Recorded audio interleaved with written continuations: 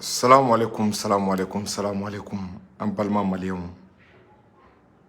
An b'aw fo ka aw barikada an balimakɛ ni aw denkɛ don Amarasi la jury chercheur.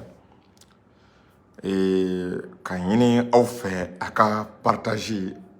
a ka a fanga bonya. A ye partage caman kɛ. An bɛna l'heure est très grave. Mali la ka se Burkina ma. An ɲɛ bɛ ko dɔw natɔ la. On me déclarer solution à ce cas-là. L'heure est vraiment très très grave. On doit faire vraiment énormément attention. France bega plan de labé, anga dirigeant kama, katanu et ces pays là. Parce que aye kuma do me kunu, ko viol sugu do bega ke Mali konala. Ka bi muso kan cogo sugu dɔ la a y'a mɛn kunu Tchɛrinɔ ka plateau kan an bɛna n da don a la a b'a kalama k'olu bɛ se ka jate ko crime de guerre ni France bɛ fɛ ka mɔgɔ bila ka taa CPI la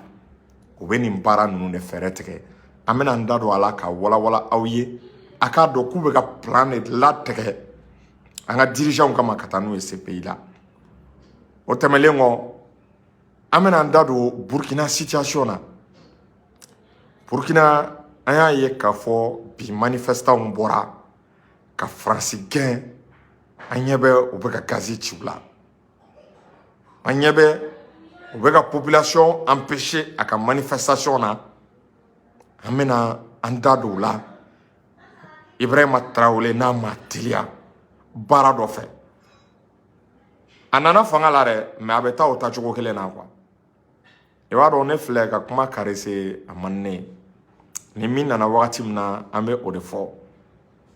nin ko ninnu nin jamana fila a ye lasiran n bɛna révélation baw de kɛ a ye vidéo a y'a partage joona an bɛ wagati min kɔnɔna la est-ce que y'a faamu pour que an bɛ se ka don an ka sujet kɔnɔ a ye cœur bila a y'a bila groupe WhatsApp la u kana an ka vidéo u kana a signaler k'an ka serifukɛ fo Cheikh Tiyami Ayidara kabako fura tigi ala ye serifukɛ sɔn kabako fura la fura minnu n'a ka ɲi bana baden ma tension diabète furudimi reindimi kɔdimi serifukɛ ka numéro ye 78 78 03 03 tɛmɛlen k'an ka belebele fo Seku Lasana Kanɛ belebele dalen bɛ Segu a tɛ taa a tɛ mɔgɔ cɛ a mago tɛ sa ni ko ɲagamina Bamakɔ a bɛ taa ɲɛnabɔ ale de fɛ a ye mɔgɔ diya a ma mɔgɔ diya Lasana Kanɛ ko anw bɛ a la parce que a y'anw bɔ degun min kɔnɔ M5 ko la a ye Mali kisi ka bɔ degun ni binni min kɔnɔ mɔgɔ kana dɔn anw b'a dɔn Lasana Kanɛ folen don ka Kati k'a ka mugadamu fo n'o ye Abubakar Kamara n'ale bɛ Kati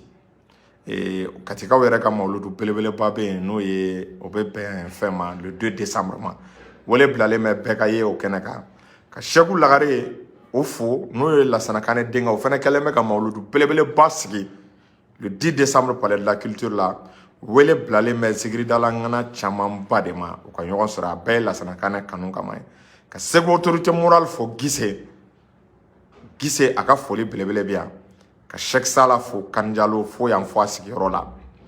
Dankɔrɔba Funakɛni a bɛ actuellement n'i y'a ta k'a lajɛ bi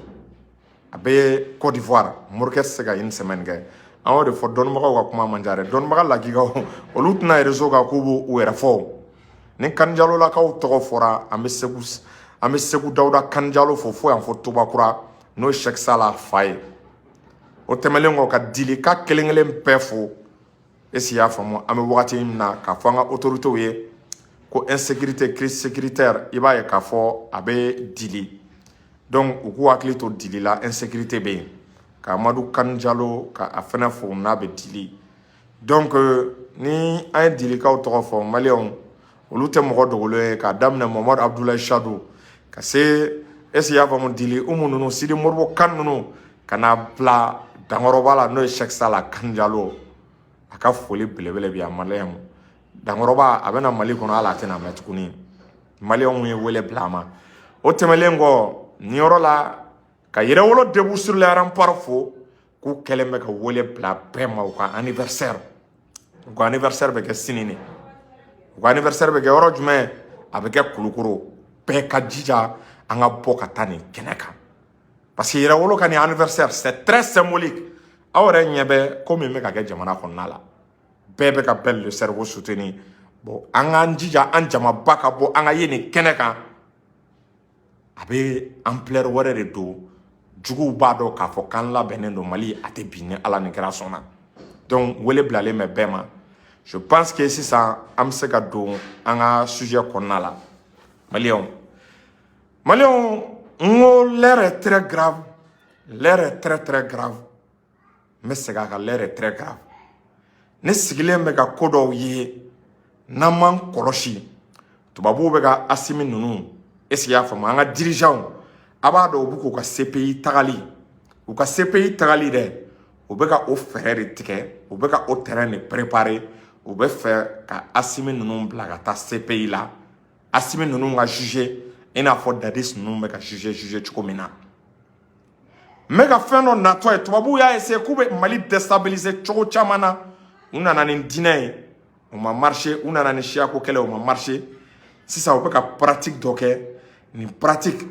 akera jamana o jamana la ne maye ka akera jamana e tuna jamana o bechira ore mune au pratique de l'utilisation du viol comme arme de guerre, l'utilisation du viol comme arme de guerre o te dore kunu ouverture média ka plateau ka ni ma fili émission ngara Tcherno ka plateau ka yu dadu sujet do la ka brene sujet mais non seulement une soukasi il lasira moi est-ce qu'anga autorité ou ben sujet kalama est-ce que vous te connaissez sujet kalama ou tout télé un sujet ka faire que ni sujet est-ce qu'il y a faut kana dafa flala kana répéter aurait le viol comme arme de guerre. Donc Tcherno ka plateau ka ambora kalama comme Mali parti do la ni ma fili kuchala yanfa ko bingale kela ou bega wale do ta ka ambalma musola ka segere wale munu na ba to population be wuli fanga kama wale munu na ba to population yere dama utena yafa nyoma wale munu na ba to yani dien wuli che guerre civile te ba Mali kuno we Rwanda chitene we Sierra Leone chitene we Libéria chitene génocide be kayoro yoro il va se viol les utiliser comme arme de guerre. Les viols utilisera comme arme de guerre. Avec Djate, est-ce qu'il y a comme des crimes de guerre? Crimes de guerre. Il va y avoir que ces pays, elle est compétente pour connaître des crimes de guerre. Avec moi, je m'aime. Il va y avoir que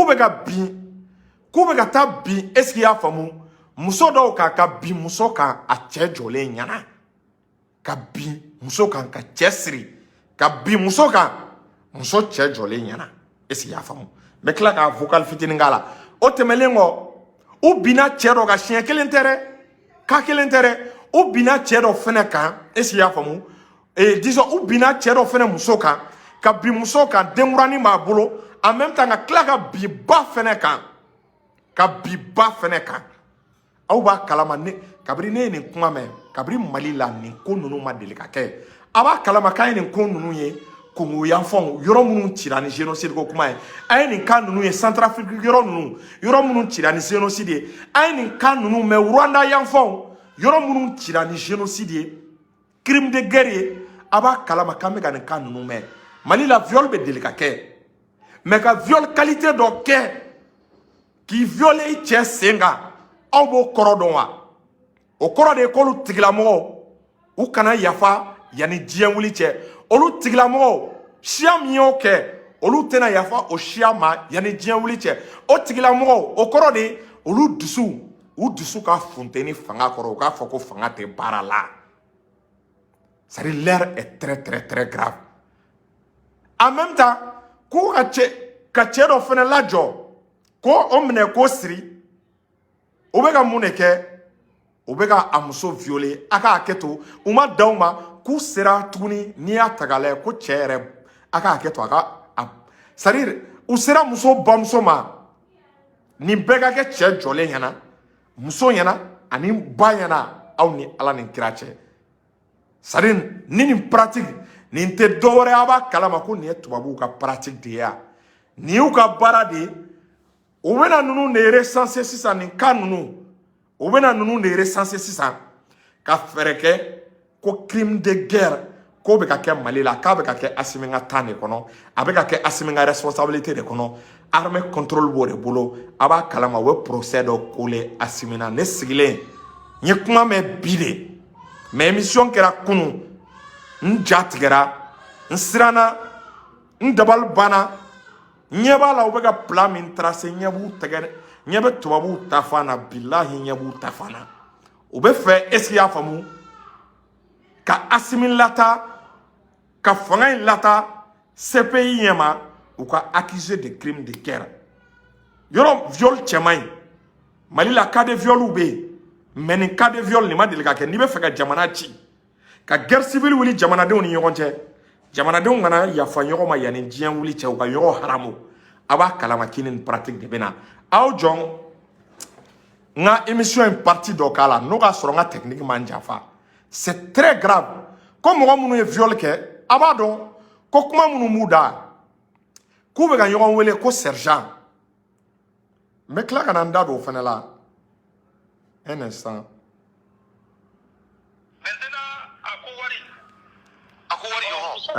muso kelen y'a essayer k'i défend ale ye kabakuru ta k'a bɔ a bolo la marifa bɔla ka bin o yɔrɔ bɛɛ o ye que u ka fara a kan kelen ja tigɛla ale bolila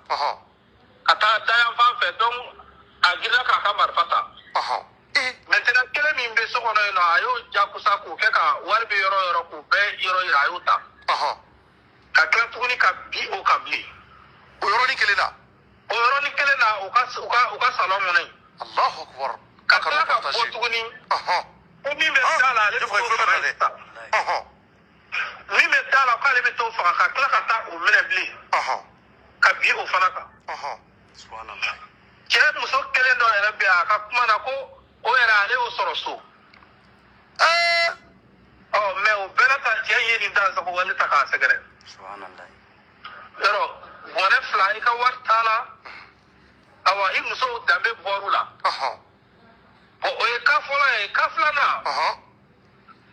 ni sɔnna k'a kumakan di ka filanan ko hali n'i y'ale da k'a kan tigɛ ale tɛ se k'a kumakan di tellement k'a gɛlɛya la mais a ko a yɛrɛ bɛna da an ma walasa an k'a dɛmɛ k'a ba de ye tellement que a y'a tɔɔrɔ quoi fɔ an ye yɛrɛ o taara to ale fana ka a ka so bon ale fana bɛ voyage de kɛ an b'a ka baara to a bɛ taa sanu de kɛ yɔrɔ la a taatɔ sanni na ale taara mobili min nɔfɛ a y'o bon ka jɛ donc sinon a tun bɛ mobili kunbɛn sufɛ de ka taa a ka sannikɛyɔrɔ la donc a fana nan'i da sisan mobili filanan bɛna fajiri o fajiri kɔnɔna na ale nan'i da a ka so kɔnɔ muso kelen ne b'a bolo o jigilen kuranin don o jigilen kuranin don o kɔnɔɲɛ fɔlɔ yɛrɛ don ale yɛrɛ ye denmisɛnnin o muso ye denmisɛnnin bon ba ye a yɛrɛ ba fana ye denmisɛnnin subhanallah donc ba in ko komi nin siɲɛ fɔlɔ don denko la donc ale bɛ fɛ a ka to ka si ale fɛ pour que a ka hakili to a la ni den bɔra a yɛrɛ la a jigilen tile 3 ka se tile 4 yɔrɔ ma bandikɛ in taara don nin don cogo la olu fana ka so mais olu tun ye maa 2 ye o donna min kɛ u sina gwatigikɛ ka so ma k'o kɔngɔ o ka si so ma parce que olu ka so n yɛrɛ taara fo dema la ka so filɛ i b'a sɔrɔ salonba kelen de don mais n'i ye o traversé i b'a sɔrɔ chambre 2 tɔ bɛɛ dasiɲɛ don salon kɔnɔ 2 chambre salon don donc u ye salon in de buwaga ka don ka sɔrɔ ka taa gwatigikɛ bɛ min kɔnɔ k'o kɔngɔ gwatigikɛ yɛrɛ a dalen don a hakili tɛ sigi parce que a muso jigilen kuranin don o ma kɛnɛya donc a hakili wililen don o dalen don ba ka so kɔnɔ chambre bɛɛ gunnen don ɲɔgɔn na yɔrɔ ni da kɔngɔla tɛ yen a bɛ k'i kɔnɔ problème de ye muso sɔrɔ ou bien ko dɔ bɛ yen a girinna sans chercher à comprendre parce que ale fɛ salon bɛ yen ka ban quoi non mɔgɔ tɛ se k'o traverser tant que ni ko tɛ quoi ni ko tɛ donc ale girinna a hakili wilibali a ja wililen ka ɲininkali kɛ ko mun kɛla a bɛ fɛ ka muso ka état dɔn o yɔrɔ bɛɛ o ye marifa da jɔ a la a ko mun kɛla u ko u b'o si mun fɔla ja ale muso fana dalen don a ka so kɔnɔ i b'a dɔn an balaka ninnu jiginna t'u la dɛ o fana dalen don a tɛ sunɔgɔ la a keleya fɛ bon ne bɛna ni tile hakɛba in bɛɛ bila n cɛ kɔfɛ est ce que ne cɛ bɛna se k'a ku wa a tɛna den ka na a y'a ko dɔ kɛ n kɔfɛ wa o siw min fɔra ale fana ma sara a buramuso la bilen dɛ kɛlɛ fɛ ale panna ka wuli dɔrɔn sans chercher à comprendre k'a ka dayɛlɛ ka pan k'i jɔ ko e bɛ mun de la yan bon a bɔra ni fitini ye a y'a ye ale cɛ minɛlen don maaw fɛ marifa b'u kunna cɛ fila o ko voilà ko laɲini sɔrɔla chambre bɛɛ dayɛlɛla jagosa don o mankan kɛla musokɔrɔba fana kun na o wulila o nana o ko mun bɛ yen o ko voilà duden bɛɛ filɛ nin ye ballon dala sisan duguma o bɛna ta o ye jalamugu dɔ ta jalamugu ja mun don u bɛ an tɛna a siya fɔ jalamugu ka d'u ye u y'a ka jalamugu jamanjan dɔ lajɛ ka a siri i n'a fɔ an bɛ ba siri cogo min na a ka hakɛ to koyi k'a bolo fila to a woro furancɛ la k'a da i b'a fɔ ko an bɛ bagan siri k'a da cogo min na donc ka sɔrɔ k'a fɔ a ɲɛna k'a ka wari yɔrɔ yira k'a ka wari yɔrɔ yira k'a ka wari yɔrɔ yira ko dɔrɔmɛ kelen t'ale kuso in kɔnɔ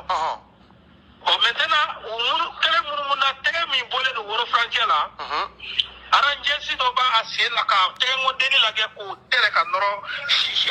dugumako la siman kan bɛɛ b'a dɔn o bɛ mɔgɔ dimi ka tɛmɛ muru latigɛli kan kelen ye fini kɛ k'a da tɛrɛ kosɛbɛ a kulela u yɛrɛ y'a dimi gana la o ka sɔrɔ k'a dayɛlɛ ko donc a b'a yɔrɔ jira wa ou ka deuxième tour k'a la o yɔrɔ la a ko ko muso ka taa wari yɔrɔ yir'u la a bɛ taa ka sanni kɛ ni wari min ye o y'a wari bɛɛ fara ɲɔgɔn kan donc u bɛna bɔ min kɛ sisan dɔrɔn tɔ kelen ko non ko mati ma ban u sera k'a muso minɛ ten ko n'a kumana dɔrɔn ni musokɔrɔba kumana mugu bɛ ci o la cɛ sirilen don ka ban ka muso bɛn musokɔrɔba ɲɛ kɔrɔ cɛ yɛrɛ ɲɛ kɔrɔ a fɔ man di ala jɔ b'a fɛ cogo min na ka kuntanko ta ka muso fana sɛgɛrɛ waati min na o b'o kuntanko la musokɔrɔba ko ala ko muso jiginna ko hali an balakaw ka hakɛ to ko hali baasi ma jɔ fɔlɔ ko dogo de b'a la mais o bɛɛ la o bɛɛ fɔr'u ye u ka sira ma k'o la quoi o bɛɛ fɔr'u ye nka u ka sira fosi ma k'o la o fɔ min kɛ kelen min b'o kan o ko bɔn dɔ in sera k'a fɔ ten ko sarija ko a ka ɲi ko e k'i débarrassé o wulila o ye marifa minɛ donc ni sarija ye marifa minɛ ale yɛrɛ ye min ye n kɔni t'o dɔn ale sera k'i sin ba ma ten komi ba ko ka ban ko nin ko nin ka position ma ɲi ale kɔni ko ni nin ka position ma ɲi ale tɛla ba la ba tɛ o si musokɔrɔba ye mais ba mana kɛ cogo o cogo a m'a fɔ a ma musokɔrɔba a y'o minɛ k'o bi a denkɛ ɲɛna a buramuso ɲɛna ka kuntanko ta k'o fana sɛgɛrɛ waati min na Allahu Akbar, Allahu Akbar, Allahu Akbar. Aw bɔra ka nin mɛn sisan aw bɔra ka nin témoignage mɛn a bɛ fɔ ninnu de ma l'utilisation du viol comme arme de guerre. CPI ko diɲɛ sariyabaw ko sur le plan international ko ka nin kɛlɛ ko ninnu bɛ jate crime de guerre de. Imaginez o bɛ ka nin baara min kɛ cɛ fɔlɔ ka fɔlɔ ka bin cɛ kan ka bin cɛ muso kan muso fila cɛ jɔlen ɲɛna u ma dabɔ ka fa wuli cɛ la a dabɔra cɛ ka dimi autoritéw kɔrɔ olu tigilamɔgɔw n'i nana k'a fɔ ko sécurité bɛ jamana kɔnɔ i n'olu bɛ sɔn ka kɛlɛ quoi i n'olu bɛ sa ɲɔgɔn na quoi ou bien k'i bɛna transition ka bilan f'olu ɲɛna est-ce que vous voyez o ye fɔlɔ ye filanan fɛnɛ a ye ka bin muso kan muso ba fɛnɛ a ka hakɛ to ka manamana ko ta ka o sɛgɛrɛ kuma in a fɔli ka gɛlɛn mais ne kɛlen ka nin ye dɔrɔn ne sigilen ye min ye u ye Rwanda ci ni système min ye ka Centrafrique ci ni système min ye ka Soudan ci ni système min ye est-ce qu'il y a faamu ka Rwanda ci ni système min ye ka viol utilisé comme arme de guerre pour que population ko ka don ɲɔgɔn ma population kana se ka yafa ɲɔgɔn ma guerre civile ka wuli a b'a kalama ko baara de filɛ nin ye u bɛ k'o baara de kɛ tan ko mɔgɔ minnu ye waleya in kɛ ko k'u bɛ ka ɲɔgɔn wele ko sergent u bɛ ka ɲɔgɔn wele ko sergent yɔrɔ sergent ye jala dɔ de ye ni ma fili n t'a dɔn armée kunda de don wa polisi kunda sergent ye jala de Est-ce que vous voyez? Bon, il y a 2 mois, 2 mois, ouais, 2 mois ou 3 mois de cela, non, on a que 2 mois de cela, on boto Ségou, on y cardo bena, car attaquera. Car attaquer attaque ma quand yana, mais on nana beni carinye, moro sigilembe, ou ka mena nous va forme nous là, aba kalama moro munu attaquer. On y n'ingalike, car moro munu be munu attaquera, ou quoi ma fena, ou y terme kele ne voit, comme nous nana n'inkola, ko oluga car attaquer, ko lu toro, ko ni attaquer, ko be ka yon wele de ko sergent.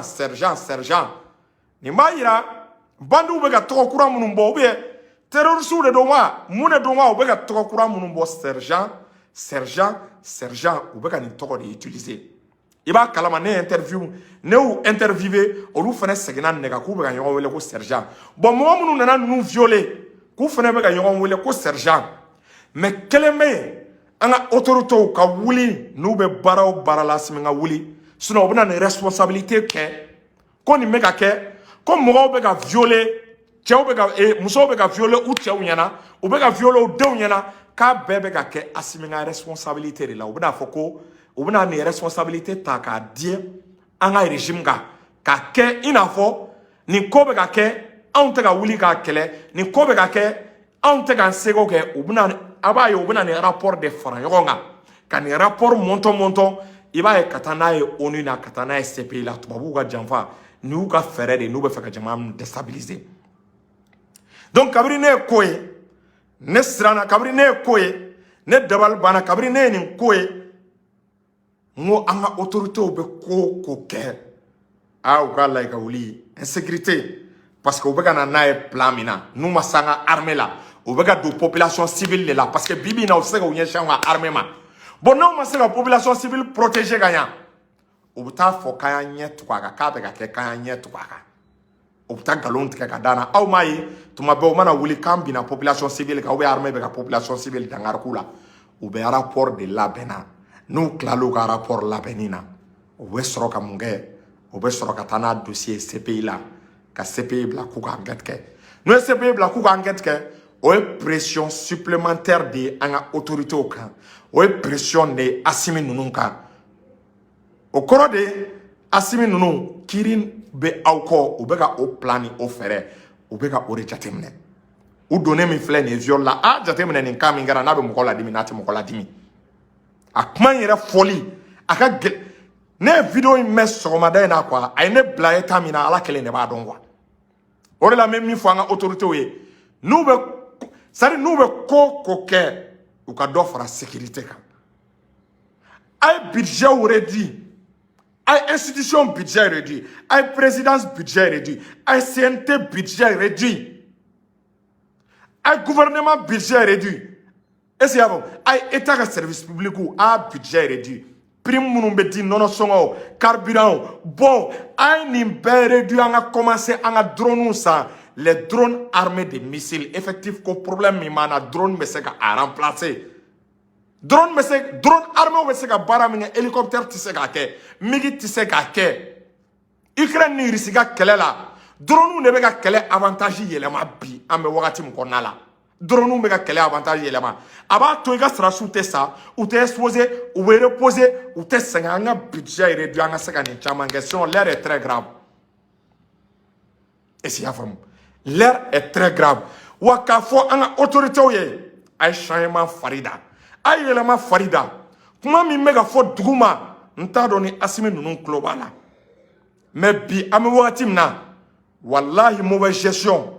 Mo chama mi ni nga décourager na ma fo awye. Abena fo godo no kaya fa. Mo diminendo. Mo buku pero udisuka. Vie est chère et si afam. Insécurité. Iba e kafo frustration me mola en sera oro do ma il est temps à changement radical ke ay changement radical ke mo munun te barala ay oubla système koro mo no aw ka distance ta aw écarté ou la aw mabo ou la ay barak ni force du changement ay aw dio amaw dio na be malien nga herefe mo munun ale no yelema kama anu ka baraka ay yelema farda tubabu bango mata tubabu be java ou bien faire du coup pour que Katana Yamo CPI là. Angam Koloshi. Angam Koloshi. Ko be ke sababu ye ka fanga nege bo mogola anga éviter. Omega me amega kangarda. Autorité ala aga kangarda kame.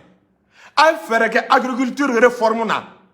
Ka warba do office du Niger là pour que balo daga jiki bi. Ma mini malien mega fo na ma fo ya galon tike.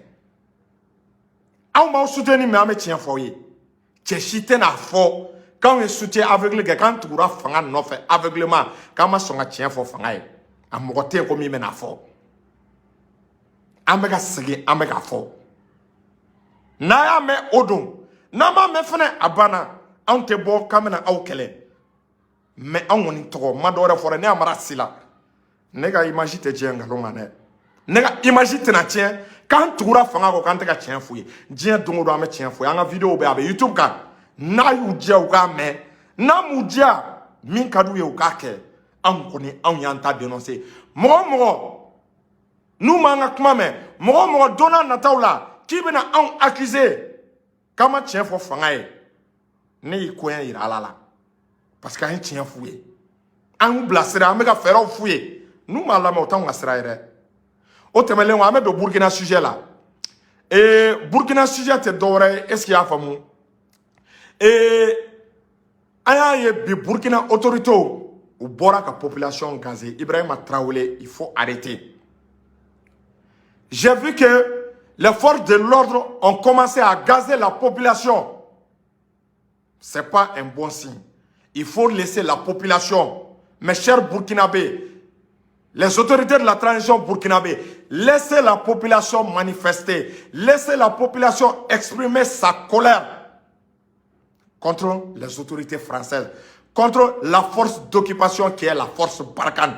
Parce que tant que la force Barkhane est sur le territoire burkinabé, il n'y aurait pas la paix. Il y aurait toujours des incendies de villages. Il y aurait toujours des embuscades tendues contre l'armée burkinabé. Le peuple a compris. Le peuple a commencé vraiment à se mettre dans la peau de la révolution, à chasser la dictature française, la force d'occupation Barkhane. Ne vous mettez pas Ibrahima Traoré en travers du chemin de votre population, car vous risquerez de le regretter. Ne perdez pas votre popularité. Laissez la population burkinabé manifester contre la présence française. Parce que tant que la France reste au Burkina, chaque jour, il faut dire bonjour aux dégâts. Les villages seront brûlés. Les céréales seront incendiées. Les femmes seront violées. Il y aura le manque de nourriture dans les différents villages. Donc, il faut autorité burkinabé. Akana son, akana peuple bali manifestation na. Na peuple bali manifestation na. Sigabe kaula, na peuple bali manifestation na. Doutube do au fait kola. Le peuple a demandé la coopération avec la Russie. Il faut accélérer cette coopération avec la Russie parce que tu ne peux pas chasser la France sans donner la main à un partenaire qui est prêt vraiment à te soutenir militairement, un partenaire aussi grandiose tel que la Russie. Donc, en mot de fort, autorité burkinabé, et si y a famou, ou quand l'adjé, autorité burkinabé, à l'adjé, à essayer, à l'adjé, à la population, ma population me fait mon offre, ok. Chasser la France pendant qu'il est encore temps. Ibrahima Traoré, il ne faut pas avoir trop confiance en soi. Ne pensez pas que la cote de popularité dont vous jugez actuellement, que cette cote de popularité va rester, est-ce que vous voyez, va rester perpétuelle. Cette cote de popularité, elle est éphémère. Tant que tu ne suis pas la volonté, la direction du peuple burkinabé, qui demande la rupture totale avec la force Barkhane, avec la coopération militaire française, et de tendre la main à la Russie qui est un partenaire crédible, capable de vous amener beaucoup d'armements, des avions de chasse et des hélicoptères de combat. Un bon entendeur, salut. En même temps, Ibrahima Traoré, entourez-vous de vos révolutionnaires, entourez-vous de vos activistes, entourez-vous de vos forces de changement. Ne faites pas la même erreur que celle que nous sommes en train de vivre actuellement au Mali, où les autorités se séparent, où les autorités prennent un peu de distance avec les forces du Shaima, avec les activistes qui les soutiennent. Ne commettez pas cette erreur. Ne commettez pas cette erreur. Approchez-vous. Approchez-vous de vos forces de Shaima. Approchez-vous de vos révolutionnaires, de vos influenceurs sur les réseaux sociaux qui permettent au peuple vraiment de vous soutenir. Il faut les approcher, il faut travailler avec eux, il faut les voir permanemment. Il faut discuter avec eux, il faut élaborer des stratégies avec ces gens-là. C'est la seule issue qui te permettra vraiment de rester non seulement populaire, mais de travailler avec la rigueur, avec la force dont tu le souhaites. Ni kuma damadɔni de tun bɛ n bolo k'a da o tulo kan.